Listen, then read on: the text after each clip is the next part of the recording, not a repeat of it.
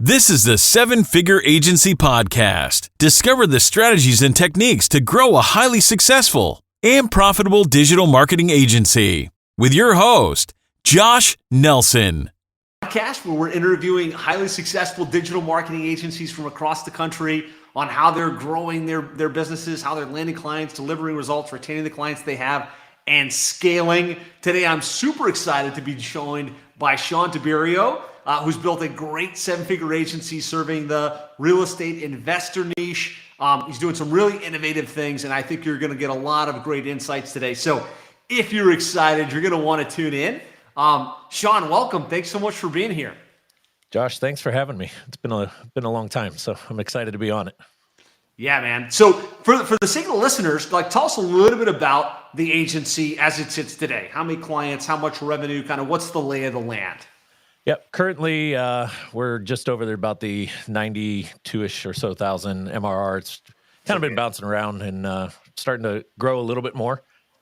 We service just over about 260 something clients right now nationally, which many of those have been around since the inception of the agency, which is really cool to see.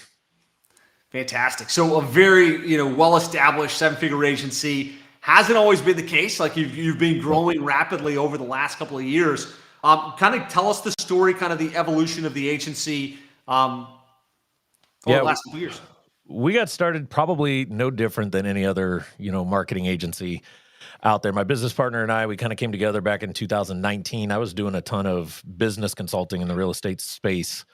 My partner comes from more of the web dev SEO model, was just kind of building his own web development agency. And I was pumping him full of clients of people that I was consulting with. And he gave this grand idea, hey, why don't we build a true marketing agency? And that was the birth of the legacy side, right? Where we were pretty much taking anybody in any niche. We focused heavily in one industry, being the real estate side, because that's my background. That's where we came from. But we were still kind of all over the place. And most of 2019 and even into 2020 with the rapid change with the pandemic and everything, we saw growth, but it wasn't consistent growth. It wasn't predictable growth. That was probably the biggest piece of it. We'd have really big up months, and then we'd have other months where it was like, what happened? Everything's dead. And we were really focused on a model that, unfortunately, yes, we were scaling the number of clients, but the revenue wasn't scaling alongside of it. We were undercharging. Our program was a little bit kind of all over the place. And that's kind of when you and I kind of met and started to conversate. And next thing you know, we found the seven-figure agency program. That's when things really started to turn around for us. And that was, I think, September of 2021 when we finally made the commitment, got involved with the group. And ever since, it's been night and day difference from the way agency life used to be to where it's at today. That's awesome, man. And really excited and honored to have you as part of the community and excited to be part of your growth. If you had to pick three things that you implemented from seven-figure agency that you took away that helped to accelerate the growth, what would those be? Biggest thing out of the gate was we made a commitment to niching down and building the niche brand. Our legacy side was called Top Results Consulting. Again, it was more from the consulting space. It made it really difficult to tell the story and really position ourselves in an industry and really, simply explain what it is that we did. We were, again, all over the place. So right away when we joined 7FA, the first thing we said was, that's it. This name, REI Toolbox, was actually on the shelf. This was something that Roger and I came up with sitting in San Diego back in 2017, 2018. We had this a grand idea. It was a completely different vision than what it is today, but the name, we owned it. So we made that initial commitment. We're going to niche down. We're going to build a niche agency. We're going to build the brand around that. We're going to really heavily focus on serving one type of client. And as scary as that was, again, we were still young. MRR wasn't there. We had the desire to want to just take anybody and everybody. We really kind of committed to it. So that was probably one of the biggest changes. The second one, you talk about this all the time. It has been the staple.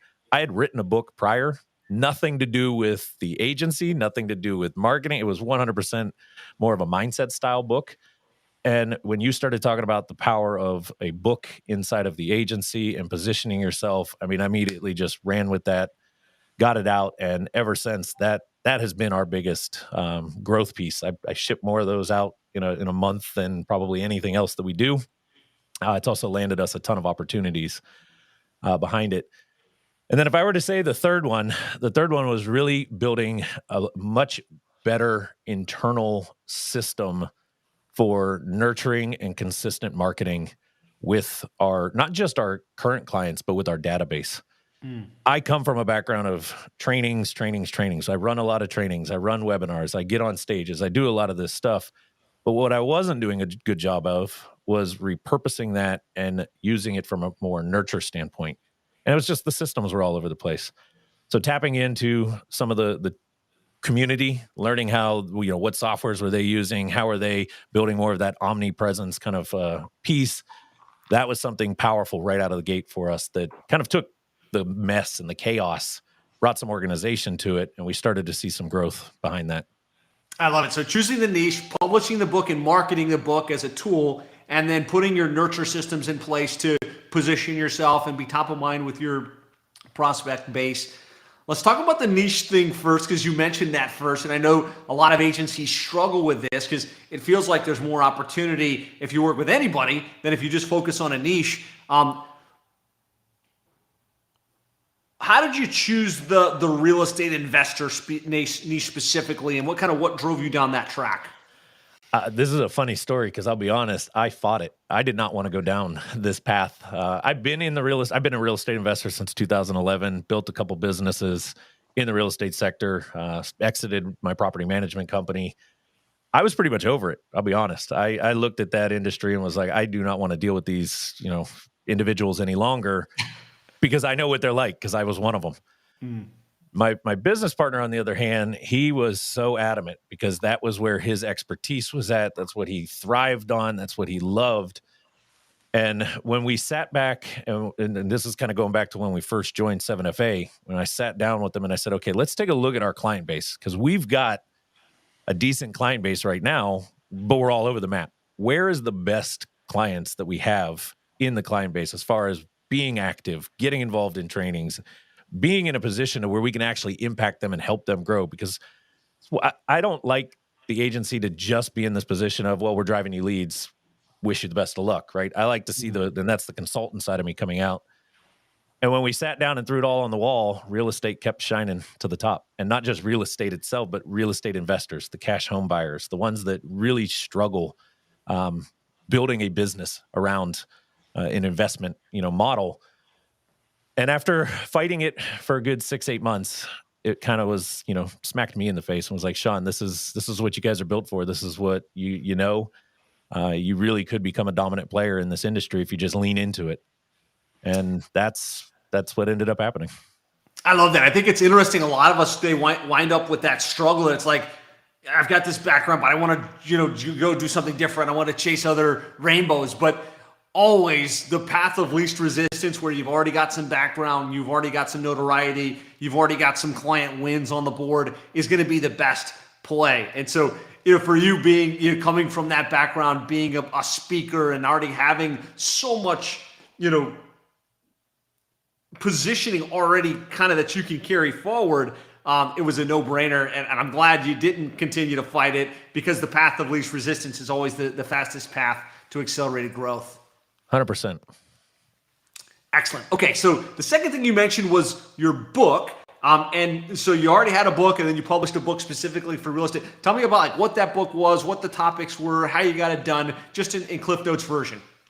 So I don't know if you guys can see it on the board behind me, but the title's called Marketing is Like Dating. This is a saying that I've been pretty much throwing out there to my audiences, the people that I've been working with for years. And a bunch of old clients of mine, longtime friends of mine, they were like, man, you need to write a book called Marketing is Like Dating.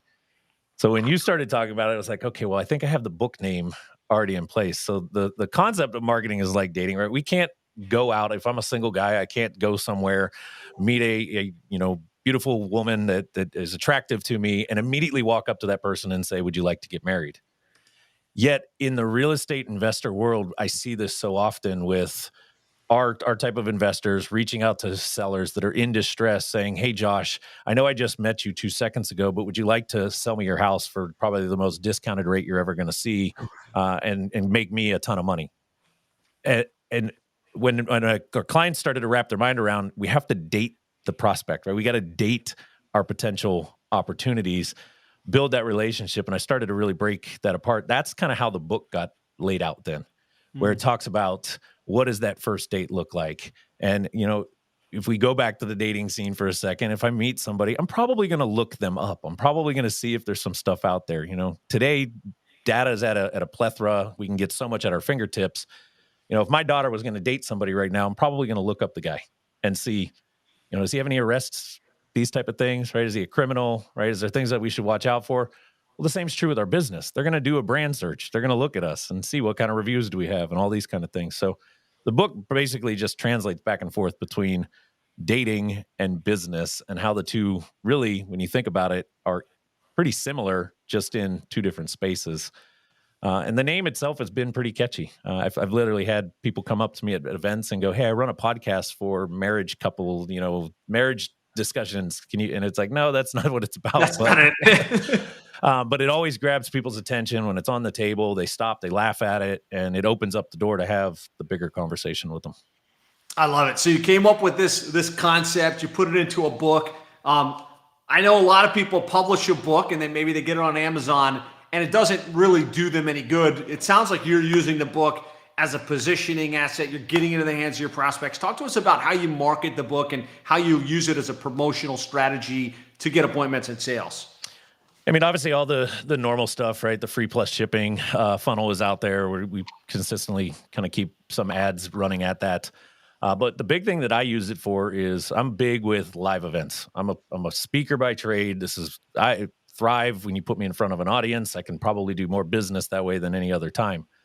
So I use the book to open those doors. I send it out to a lot of event coordinators. I send it out to a lot of group owners. We've landed a handful of major partnerships lately in this last 7, 8, 9 months.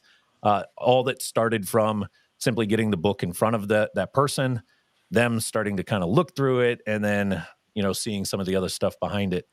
The other area that I market it like crazy is we use it a lot when we set up our booth at trade shows. I always have copies there.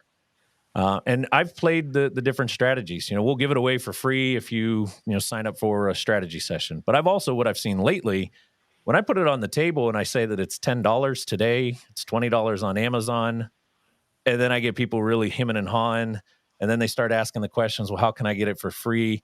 So we've used different techniques to let the book be more of a magnet at the different events or different places.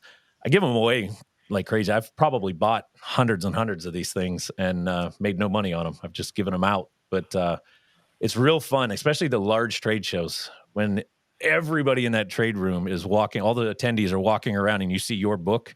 I've had other vendors come up and be like, what is this thing about?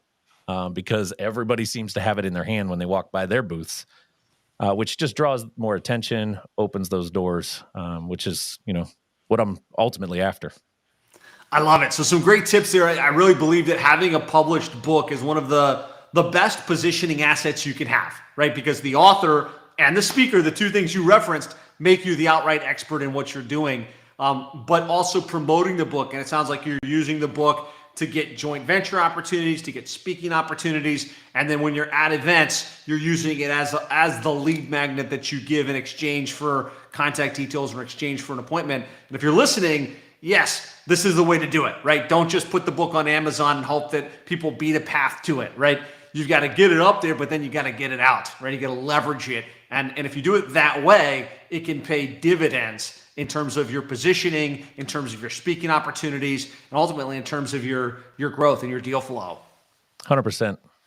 Okay, so we talked about the niche, then we talked about the book. The third thing you mentioned was kind of putting the system in place internally to nurture your database and to kind of build that authority. Talk to us about that and kind of what you put in place on that front. Yeah, so early on when we got going with everything, we were really big with HubSpot. We were HubSpot partners. That was the CRM that we were using. Loved it to death. Very cumbersome, right? Very robust, but also very deep on the pocketbook. Through meeting you, get involved in 7FA, that's where we found High Level. And instantly, once I saw that platform and saw how some of the coaches and some of the mentors inside of the 7FA program were implementing it, I immediately jumped on that. And ever since, we've taken that, we've run with it. We white label it now. It's baked into some of our pieces. But I probably use it at the most robust level possible inside of our own agency to run things. So everything from nurture sequences, when somebody fills out an ad, does whatever the case, it's so much stuff has been automated now inside of there, which has really allowed us to scale, but scale with a small team.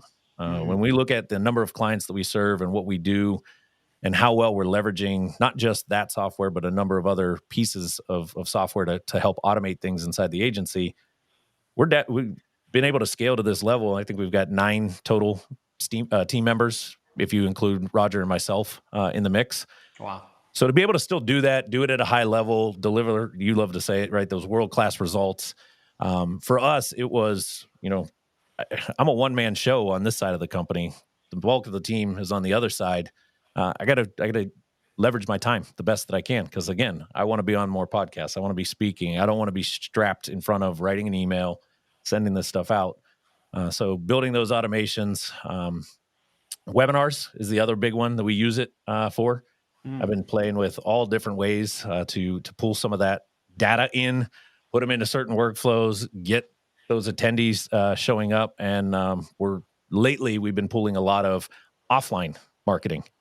Okay. The non-digital stuff, direct mail being a really big one, and baking that into the workflows and doing different things with it to continue to stay in front of prospects, right? In a way that maybe other digital agencies aren't doing. They're not used to seeing that 6x9 postcard showing up with REI Toolbox all over it when every other marketing agency is smacking them with ads and emails and text messages and all that kind of stuff. So that's been a big game changer for us. Is just High Level and the ability that it's given us, not just to add to our programs and add value and be able to sell bigger programs out of it, but also what it's done to speed up and make internal operations a lot easier. I love it. And so if you're listening and you're trying to think, like, what's the takeaway here? Guys, if you don't have a database, a funnel, and marketing automation in place for your own agency, you're missing a massive opportunity, right? You need to build that. You need to eat your own dog food if you're a marketing agency, and leverage automation, right? High Level's amazing, where you can email, text message, direct mail, and kind of have it all in an automated platform. And it seems like that's worked really well for you, Shawn. It has. Amazing. So let's shift gears a little bit. We talked about some of the key strategies. Would love to know if you think about how you're landing clients, right? You made this pivot from being a general agency to being a niche agency. What's working best? And you kind of grown to $90,000 plus monthly. Like, what's working best to get those clients to sign up for your retainer-based services? We've pretty much done it. We've done some paid strategies, but for the most part, what works best for us, and it's probably going to sound like a broken record, speaking, right? And when I say speaking, I'm not just talking about live in a room on a stage in front of audiences. I did a training yesterday. It basically was a webinar, but it's more of a training, right? Workshop style. I've got a webinar coming up today. I'm speaking virtually at an event this weekend on Saturday. I was at a live event 2 weeks ago in front of an audience. I've got another one coming up at the end of November. I got another one coming up in December. Like, speaking is everything from getting on podcasts to the webinars to the workshop trainings.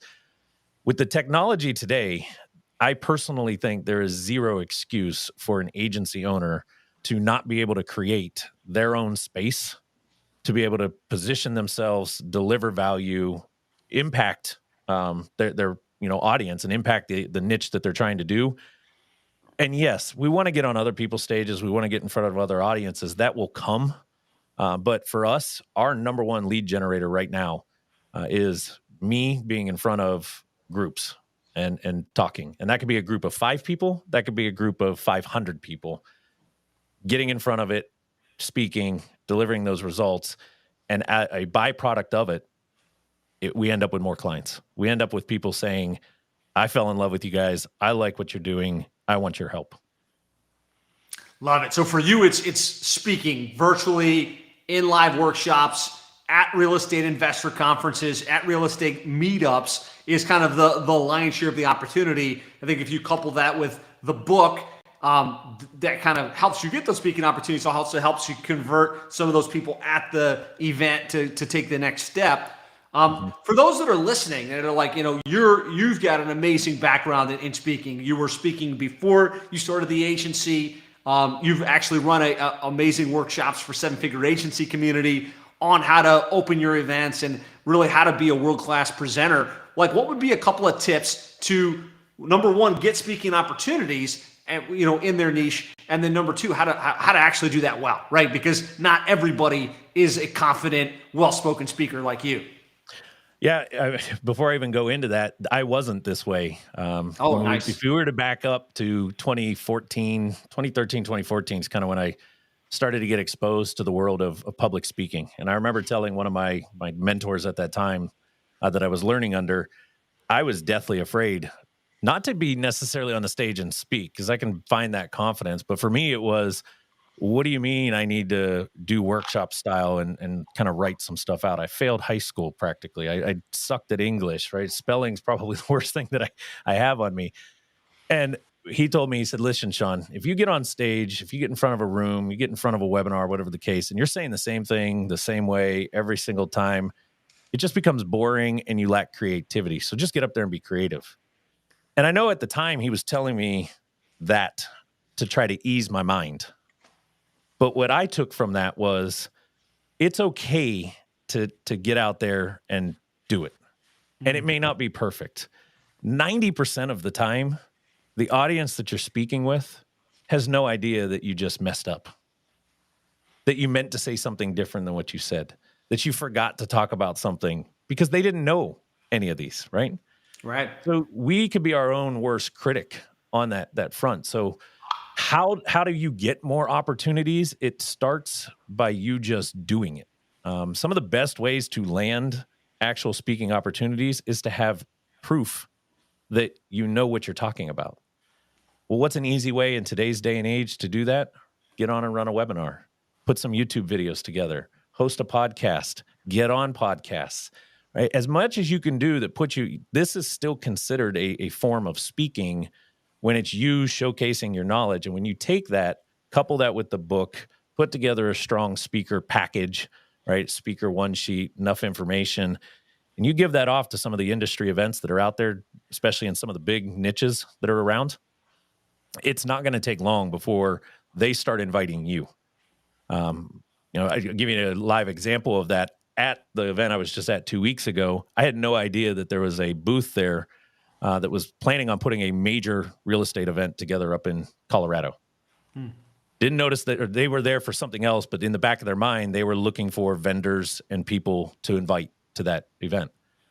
I got so focused during my speaking session on the actual coordinator for the event that I was at, because he chose to sit in my breakout session, and I wanted to really make an impact on him.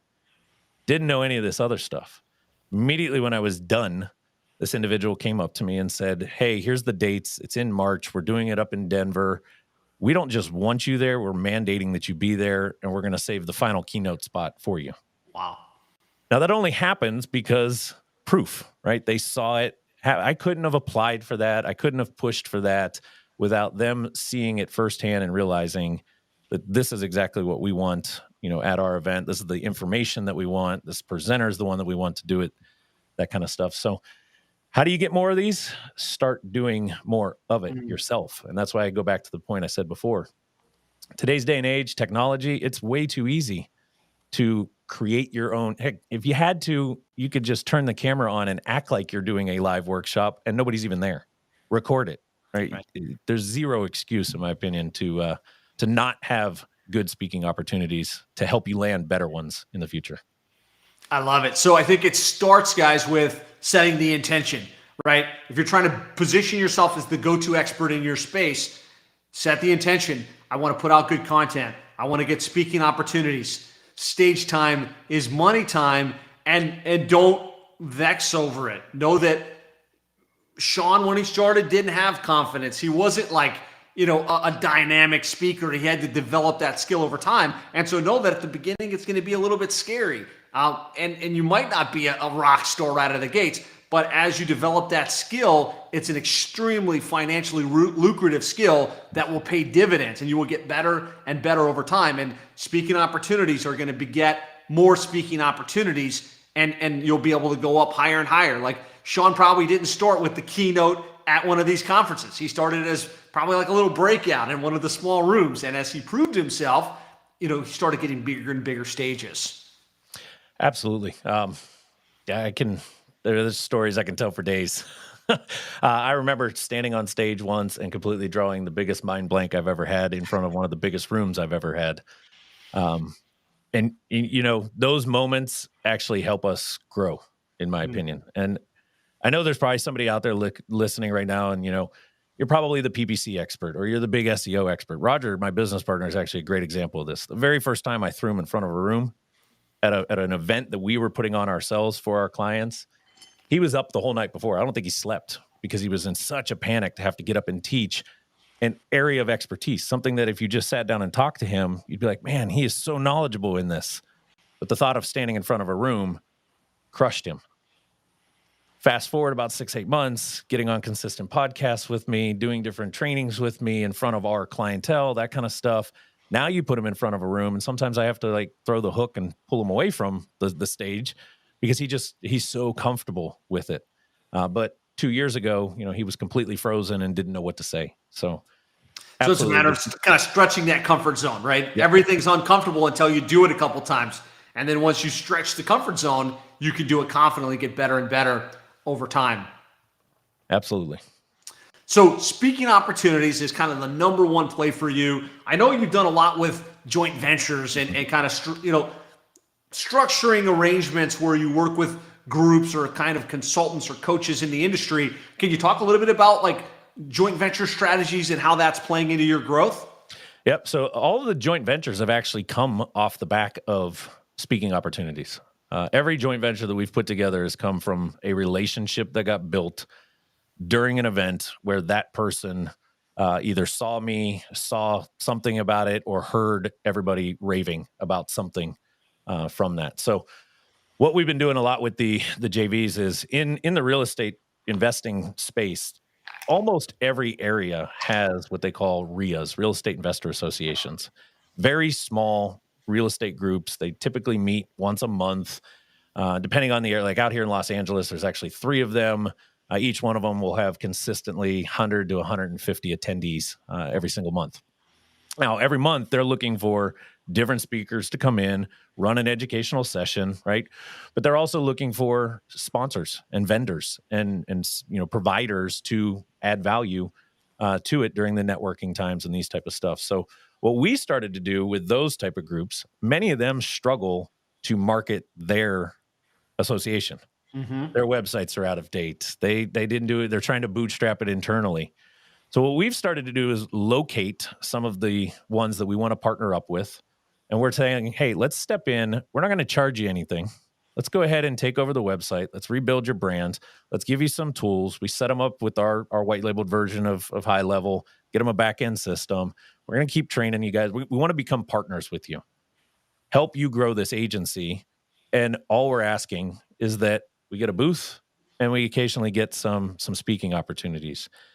And that has been massive with those groups because they just love the fact that they're getting all this help. Many of them are growing their mini associations month over month, which brings better value to them.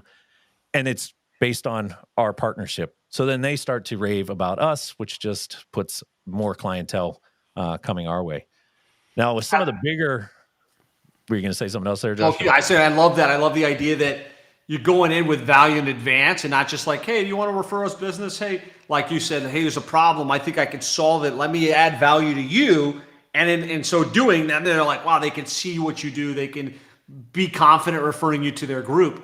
So I think that's smart. Like, look at, if you're listening or watching, you're thinking, how does this apply to me? Like, look for the groups, either local, national, regional, and could you help them in some way? Could you solve a problem for them? Maybe could you take over their Facebook page or set up their website or set up their directory online that shows you're a person of value, and they then want to reciprocate and obviously kind of bake into that, hey, we want to be able to speak or maybe do some workshops and things like that. You were about to say something else, so I want you to continue that train of thought. Yeah, with our bigger consultants or bigger programs. So in our industry, education is very, very common. I don't know in the plumbing and HVAC space, if you've seen this, but we have a lot of the quote unquote, HGTV gurus that have programs out there. Right. We don't necessarily want to target all of them, but there are some individuals at that level that are selling more of a membership or more of a community type program, very similar to, kind of like 7FA, bunch of agencies getting together. In this case, it's a bunch of real estate people getting together under this particular program. What we've done with those ones is we're not necessarily looking to, take over a website or run ads for them. Where the value comes in theirs is they're building out very robust training modules, training courses, right? Master classes, these type of things. And what we've positioned on those is, hey, let us become the marketing team and the marketing partner. And let me go ahead and build an entire course specific to your program under your brand. It's us teaching it. And then as a result, what ends up happening, I'm in front of a ton of their students. My name's, and Roger names and REI Toolbox is getting thrown out. And then when they're running their different boot camps and workshops and stuff quarterly and annually, they end up asking us to be there. Put your booth in the hallway, right? The one that I got coming up in December, I'm going to have an entire half a day session.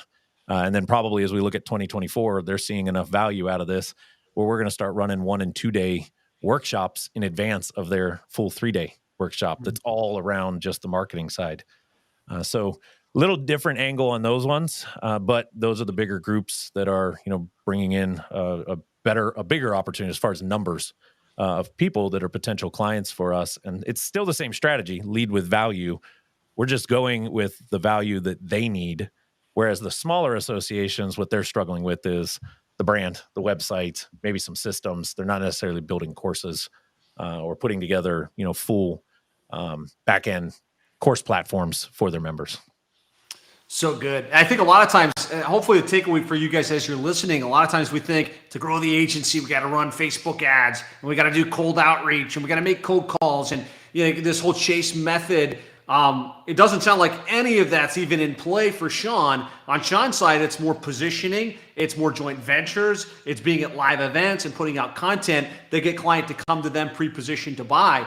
So, don't feel like you got to keep pushing the boulder up the hill, right? If that's not working for you, be innovative. Figure out how you can get in front of your ideal clients in a different way. And Shawn's living testament that you don't do any of that stuff, right? It's really what you're talking about here. We could, I 100% agree. We could probably grow twice as fast if we would start to employ some, paid strategies, get some better ads going, that kind of stuff. But for us,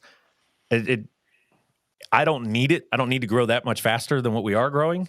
And then the other side of it is this other method of more this inbound nurture partnership.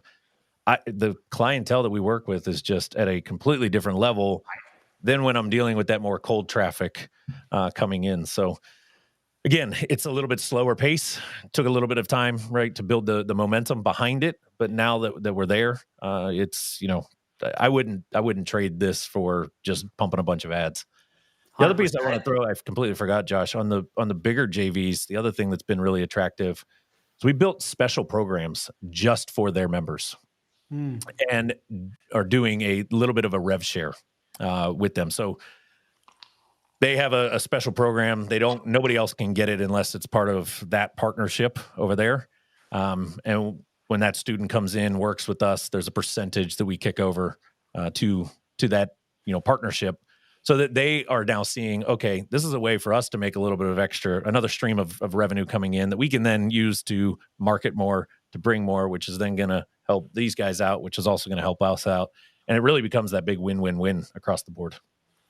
So good. Lots of great insights and takeaways here. Love what you're doing on the business development side, how you're growing. I think you mentioned something important, for the listener to hear, which is how you land the client also has an impact on how well you retain the client, right? If you're landing someone through Chase or through like random Facebook ads and they're not warmed up, they're not trained, You're going to have high resistance, so a lower close ratio. You're also going to have a harder time retaining that client because they might not be the right pedigree. They might not be the right fit. Where if they come through this type of alignment, they get it, they want it, they believe it, and I would imagine this has a big impact on your ability to retain them and keep them long term as well.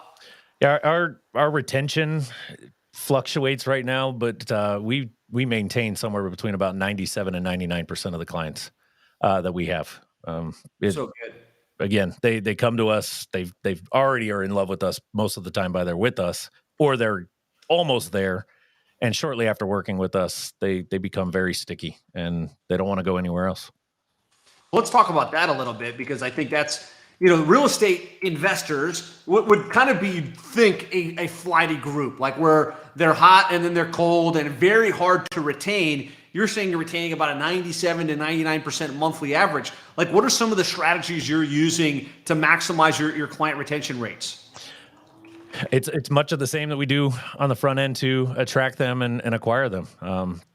Our industry is very in love with consistent knowledge and consistent growth and always trying to get better. So we run, there's been times in our agency over the last couple of years where, especially when the market changed and things were getting really tough, we cranked it up a little bit. We were literally running 3-4 training calls a week, different topics each day around that. We've now backed that off. We've got 2 different calls that happen throughout the week. But just like I said, we go out and we're spending a lot of time educating and leading with value that brings them in. We spend a lot of time on the back end, making sure that we consistently provide value, create different events that are very specific for our clientele. They love that part. I get messages. If we go 2 to 3 months without talking about when the next live event that we're going to run for ourselves, or when's the next, weekend workshop that you're going to put together virtually. If we don't talk about something at least every 2 to 3 months, I have clients reaching out to me going, okay, when's the next one? I want to be there. I don't want to miss it. What's going on? What's the details? So the consistency of don't just do it to get them. And then all of a sudden they get involved with you. And it's like, well, where'd Shawn and Roger and the team go? Right. What happened to all that? I got to go find them out there. And that's the same message that I keep hearing. I want the deeper stuff. I want the more personalized focus. And that's the unique part that we brought into our agency. Remember, I come from a consulting background. That's my passion, right? I don't geek out on SEO or PPC. I love being more of that, fractional CMO in a business, in a real estate company. So bringing that piece in to the clients and to our programs has been probably the biggest retention piece that we have, because that's a big ticket for them. If they want to, cancel and leave us, they're not just leaving a website service or a PPC service or an SEO service. They're also leaving a consultancy service, an education service, right? A lot of stuff that has some very high value and is not easy to walk away from. Yeah, I think it's unique to you guys, and I think what more agencies should do. Don't just deliver the SEO and the pay-per-click and the funnels or whatever it is that you're doing on your agency services. You've almost got like a hybrid between a coaching program and an agency. Like when they hire your agency services, they've also got access to all of this training. Do they pay an extra fee for that, or is that just included in your main package? So we've now some of our programs have that baked in, but we've also now launched another brand that's a little bit deeper level, more of a higher level mastermind. The idea is REI Toolbox is really designed to help guide them, coach them, provide services for them to get them to a certain level of consistency. And then once they're at that level, that's what it makes sense for them to be more involved in our higher level mastermind, so we can actually truly make them a business owner.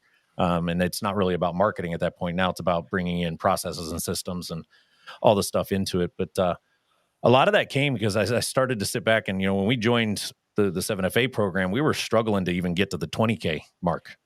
And I started looking at the 7-figure or multi-7-figure agencies at that time, right? You've had many of them on the show, the Tony Ricketts, the Chris Rodriguez's. And I think it was even just a couple months ago at one of the events, Matt Plapp stood up and said, look, like there's 2 individuals in here in the mastermind. Both of us happen to be in real estate. One deals with agents. We deal with investors. A lot of people think that's the most difficult ones. yet there was a similarity between us. And both of us are very focused on the education, the consultancy side, right? The experiential aspects of it, and both are retaining at very, very strong levels. And there's a number of other agencies in the program that are following suit and doing some of that, and they're seeing some of that same piece. So I agree with you, Josh. I think as an agency, it's one of the easiest things, easy as far as to deliver. I think where people get in their way is, oh, that's more time, or oh, I don't know what I'm going to talk about. Even just having a weekly office hour, Q&A session that your, clients or their team members can jump on.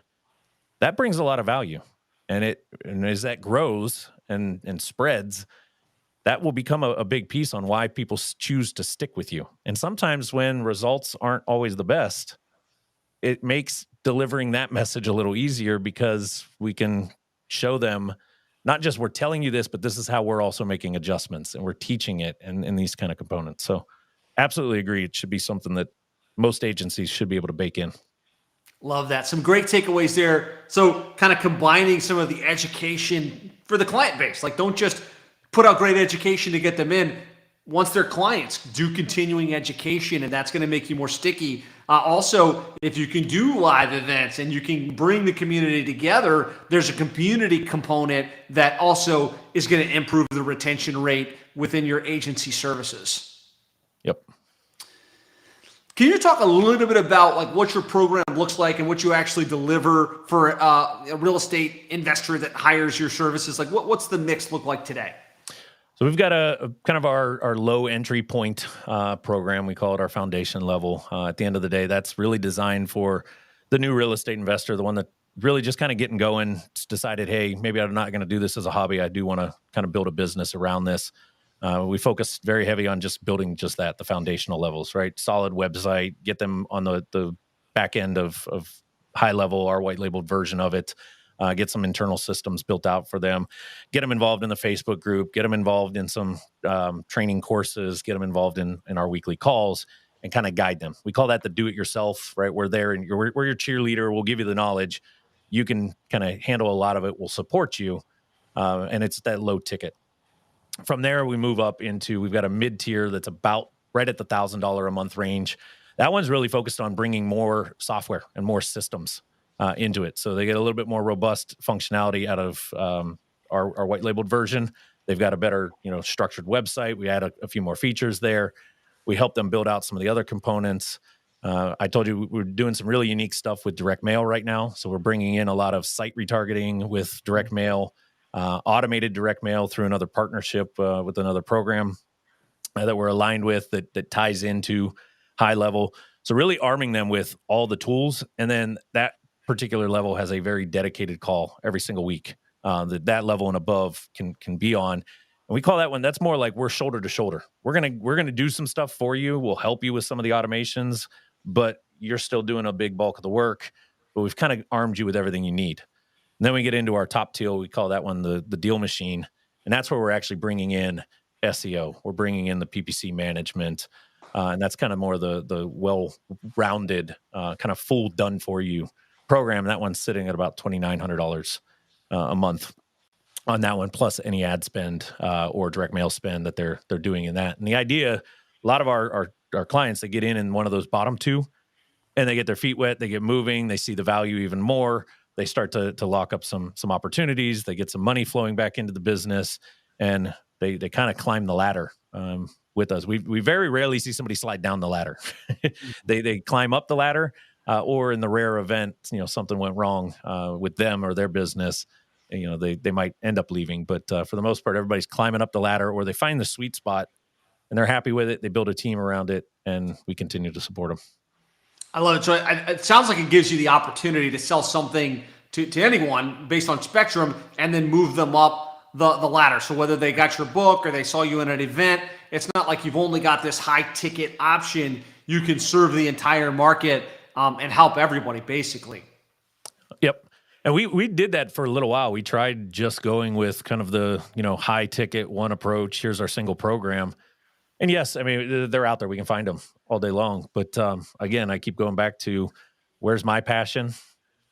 my passion is helping them grow. My passion is helping guide them and get them the education that they need to really build a business and move forward. So how best to do that? Then create a couple programs that can get anybody in, can get anybody going. And then in time, the cream will kind of rise, so to say, right? And we'll find the ones that make sense for our deal machine. And that's where we can really throw, our entire arsenal at it, and let the team do what they're designed to do.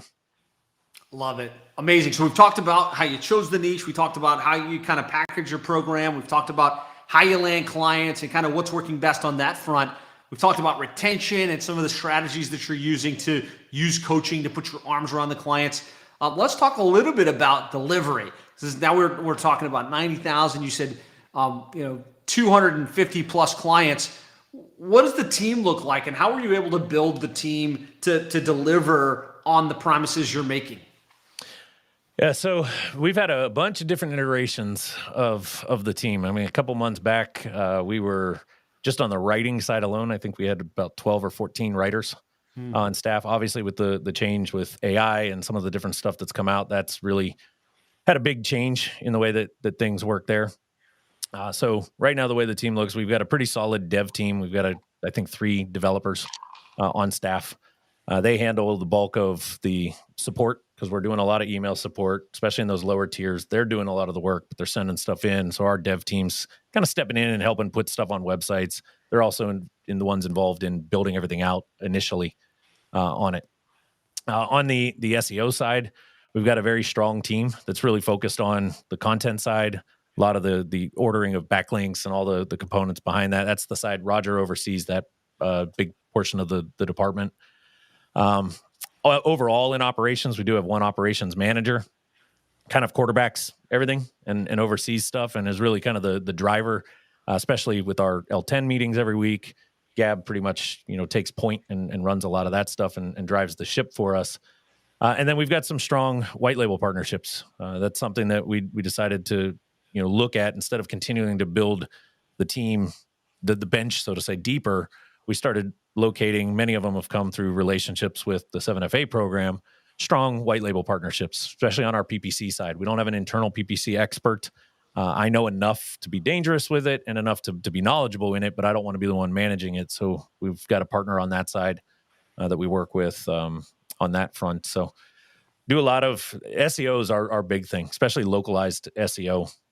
It isn't until a real estate investor gets to a pretty significant level that paid ads really make sense for them from a budgeting standpoint and to be able to get the right return. But building that brand, building it locally, getting them to show up organically, show up in the maps, that's a big focus for us. And then the offline stuff that we bake in and a lot of the automations, it's myself and another team member that kind of oversee and help them implement those pieces. Love it. So you've mentioned a couple of iterations on this operations team. Any key lessons you've learned in the last 12 months on, you've got the 7-figure team now to make sure the work gets done and the clients get retained and everything continues to move forward? Biggest thing I would say, we've learned it the hard way. Hire faster than you think you need to hire. Too many times we sat back and was like, I think we can still manage. We might get an influx next month of 10, 12 new clients. I think we can do it. And then something breaks and the team, is going crazy or whatever the case. So I would always say, always be forecasting ahead and really think about that. Hire in advance of what you need to hire.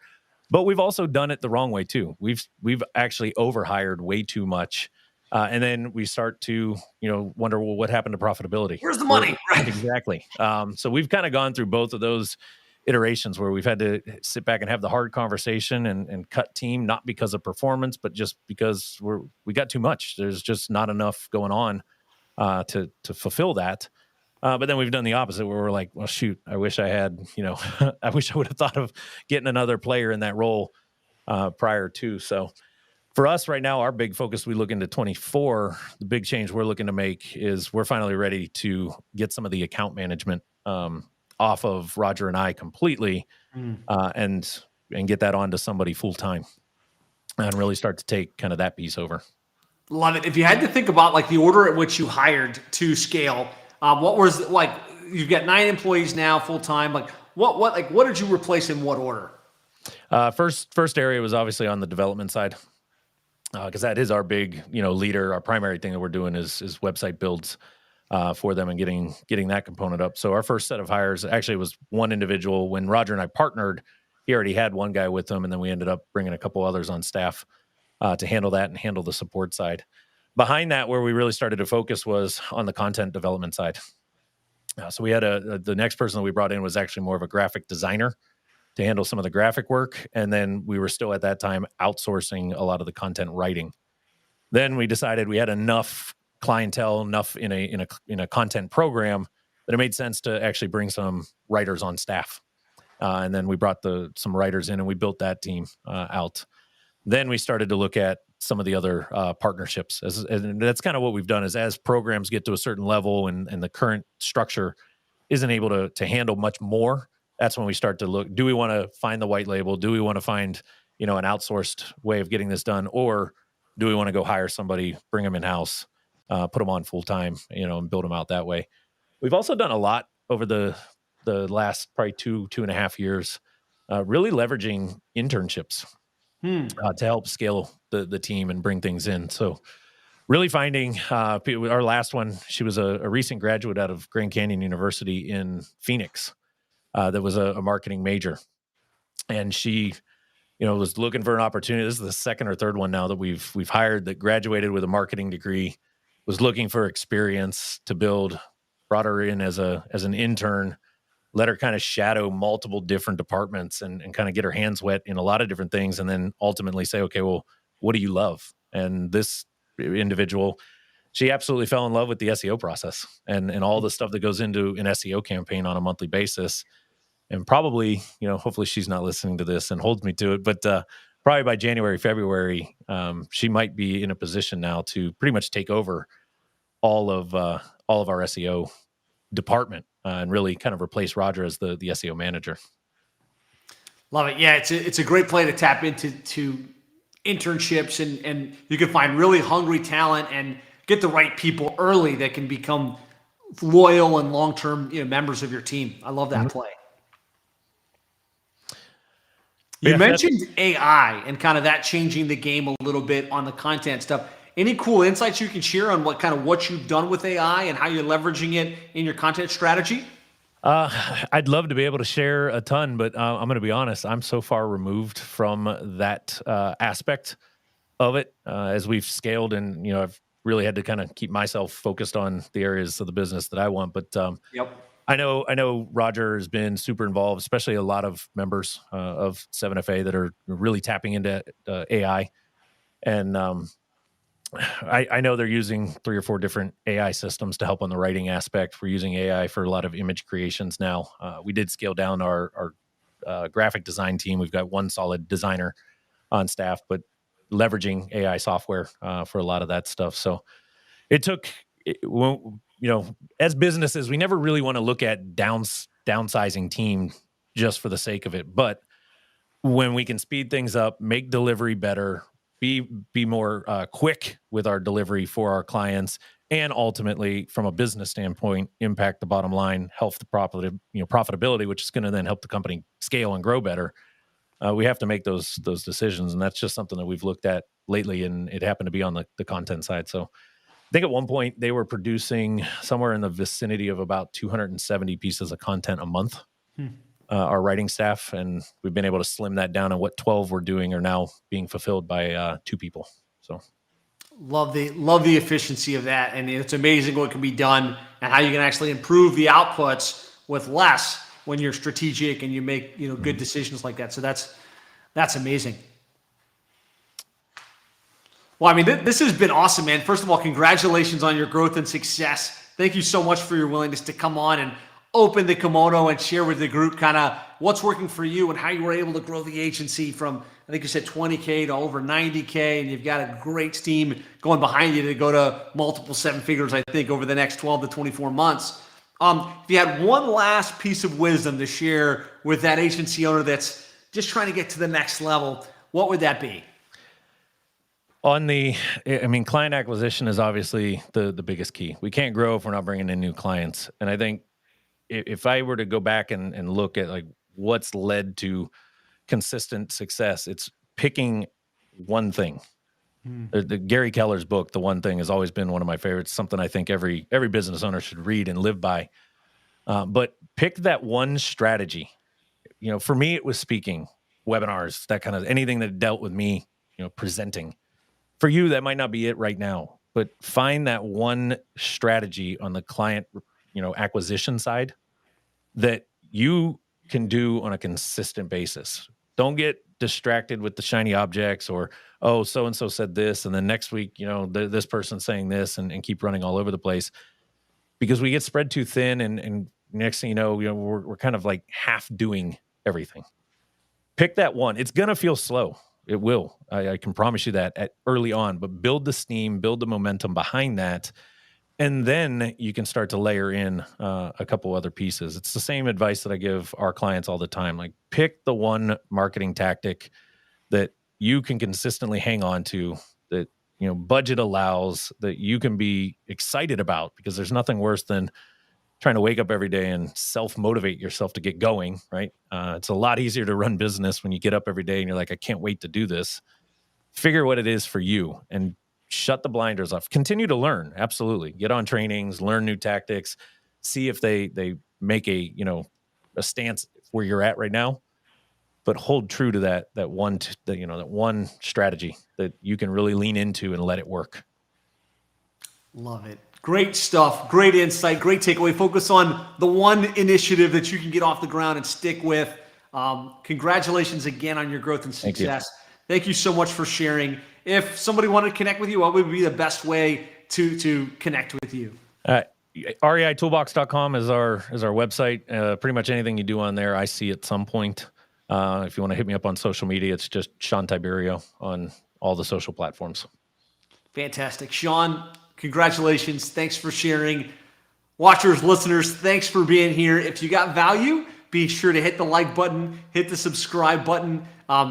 Share some love for Shawn. He doesn't gain anything by doing this, just from his abundance mindset. So be sure to reach out to him, thank him for sharing, congratulate him on his success. And we'll catch you on a future episode of the 7 Figure Agency podcast. Thanks, everybody. Thanks again, Josh.